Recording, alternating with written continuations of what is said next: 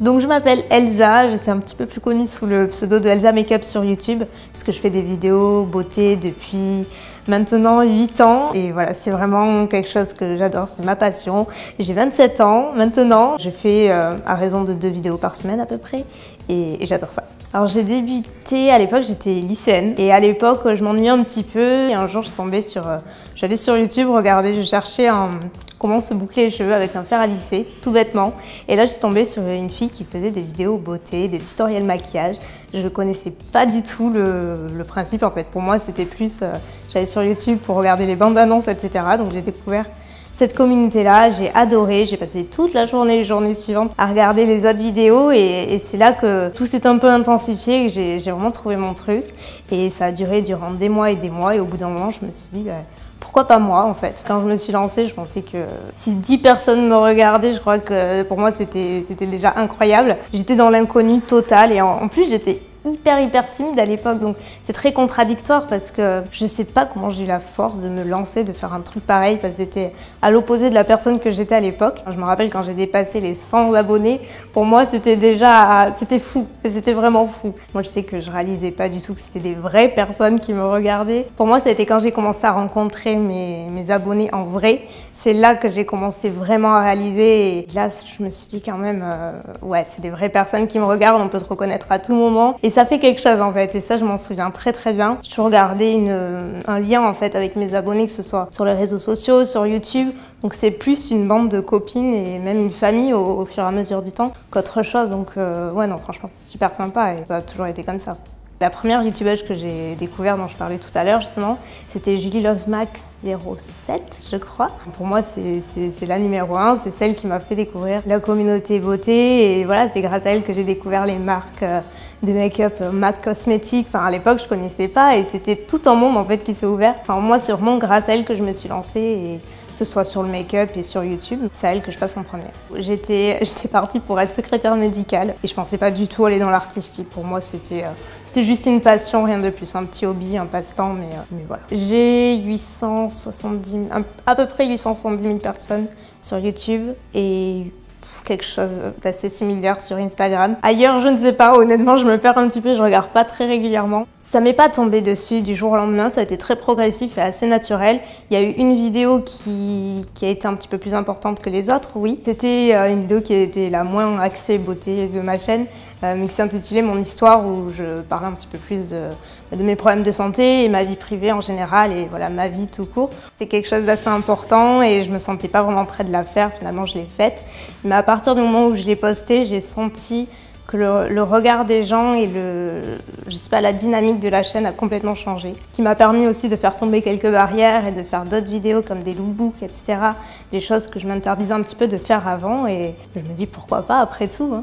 Quand j'ai commencé mes premières vidéos sur YouTube, je voulais juste être Elsa, tout simplement. Je voulais pas qu'on m'assimile au fauteuil, je voulais pas qu'on me pose des questions sur ma santé. J'avais déjà le regard des gens qui étaient portés sur moi tous les jours.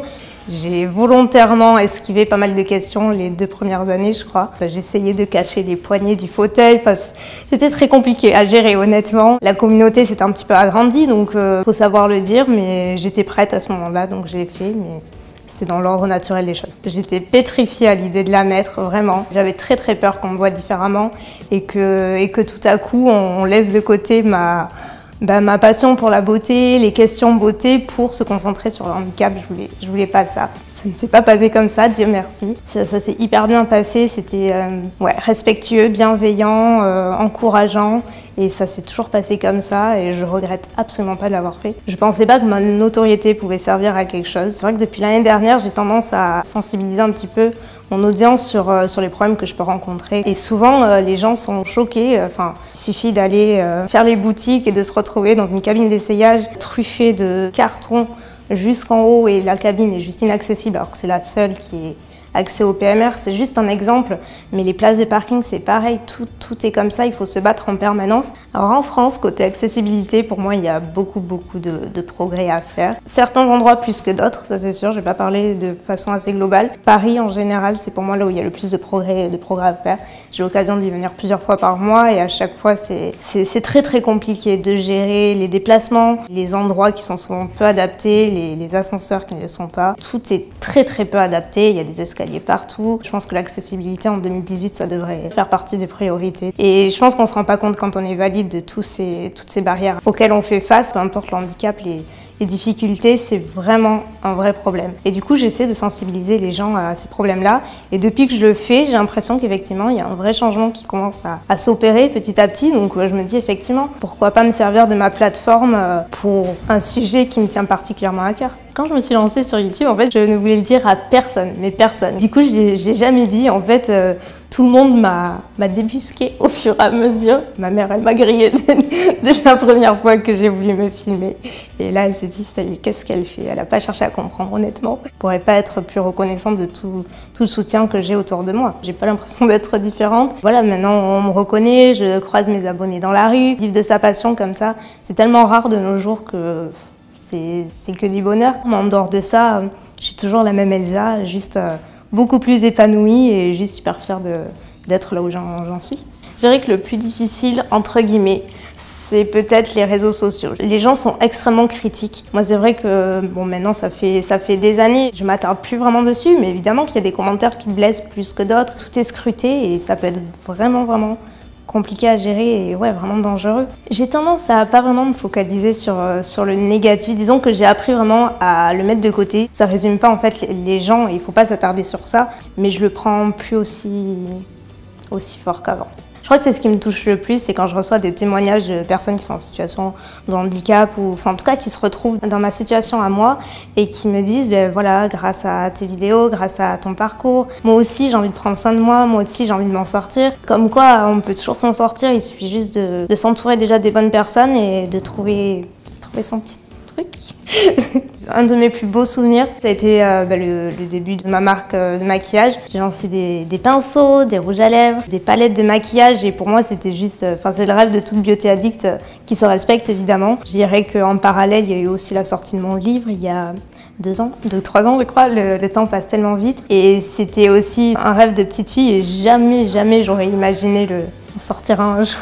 Comme je le disais, moi à l'époque, c'était très compliqué pour toutes les raisons que vous pouvez imaginer. J'étais beaucoup plus jeune, j'étais pas bien dans ma peau, il y avait le handicap qui était au milieu, enfin il y avait plein de choses qui n'allaient pas. Et du coup, je peux vous dire aujourd'hui que si j'arrive à être là aujourd'hui devant une caméra, des éclairages, parler devant le monde entier limite, c'est que vraiment on peut tous et toutes s'en sortir vraiment avec, je crois, la volonté, le soutien. Ça paraît cliché et hyper facile à dire comme ça. Le tout c'est de bien s'entourer et de privilégier la qualité à la quantité. C'est pas la peine d'avoir 10-15 personnes autour et juste une seule personne, mais une vraie personne qui sera là pour vous dans les pires moments comme dans les meilleurs. Et au-delà de ça, je crois que c'est important de trouver son petit truc. Pour moi, ça a été la beauté et le maquillage. Ça m'a permis de retrouver un petit peu ma féminité, chose que j'avais complètement délaissée et perdue à l'époque. Ça peut être le sport, ça peut être, je sais pas, une autre passion, la peinture, enfin, je ne sais, peu importe. Et il faut vraiment, je crois, creuser un petit peu partout, se chercher. On finit toujours par se trouver, de toute façon. Il faut pas baisser les bras. Il faut vraiment, avec la volonté, on est capable de pousser des montagnes. Alors, mes prochains projets, j'aimerais pouvoir le dire, mais je ne peux pas. Et je sais que c'est hyper frustrant quand on dit ça et je suis la première à être d'accord. J'ai un gros projet en tête sur lequel je ne peux pas communiquer, mais voilà, qui me prend beaucoup de temps et ce ne sera pas avant un bon petit moment. Mais il y a plein de choses qui se préparent. Croyez en vos rêves. Si vous n'avez pas l'impression de faire grand-chose ou vous n'allez pas y arriver, croyez-moi, avec de la volonté, on peut vraiment y arriver. Je suis la preuve qu'on peut le faire malgré toutes les embûches qui peuvent se glisser devant vous. Vraiment, on est tous plus forts qu'on l'imagine. On a tous une force intérieure qu'on s'imagine, mais tellement pas. Et c'est dans les pires moments qu'on se rend compte vraiment qu'on est plein de ressources. Et moi, je m'en suis vraiment rendu compte et je vous souhaite en tout cas le meilleur et poursuivre vos rêves parce que la vie, elle est trop courte et il faut tellement en profiter parce qu'elle peut être belle si on s'en donne les moyens.